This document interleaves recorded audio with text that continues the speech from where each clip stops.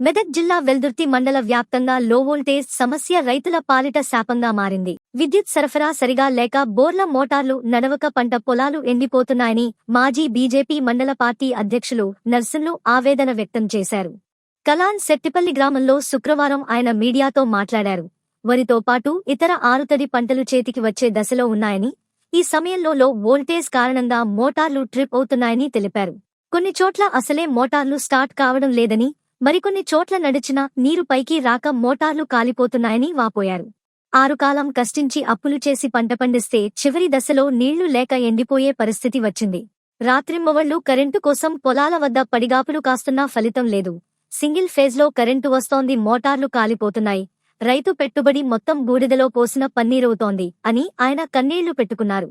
మండలంలోని దాదాపు అన్ని గ్రామాల్లో ఇదే పరిస్థితి నెలకొందని, ముఖ్యంగా టేకుల్ వద్ద చివరి ఆయకట్టు రైతులు తీవ్రంగా నష్టపోతున్నారని చెప్పారు. వ్యవసాయానికి 24 గంటల నాణ్యమైన ఉచిత విద్యుత్ ఇస్తామన్న హామీలు నీటి మూటలుగానే మిగిలాయని విమర్శించారు.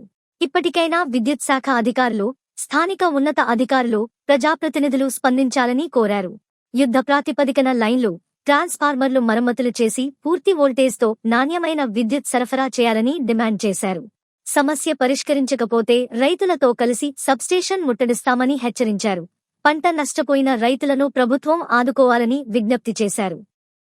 వెల్దుర్తి మండల వ్యాప్తంగా కరెంటు డిమ్ ఉండి వ్యవసాయ క్షేత్రాలకు ఇచ్చేటటువంటి కరెంటు డిమ్ ఉండి బోర్లు నీళ్ళు పోయకపోవడం ద్వారా నోట్లకు వచ్చిన పంటలు ఎండిపోతూ ఉన్నాయి. రైతులకు ఇబ్బంది అవుతుంది. తక్షణమే సంబంధిత అధికారులు యాక్షన్ తీసుకొని కొంచెం ఏం ప్రాబ్లం ఏముందో దాన్ని చూసి వెంటనే సరి చేయగలరని కోరుతున్నాం.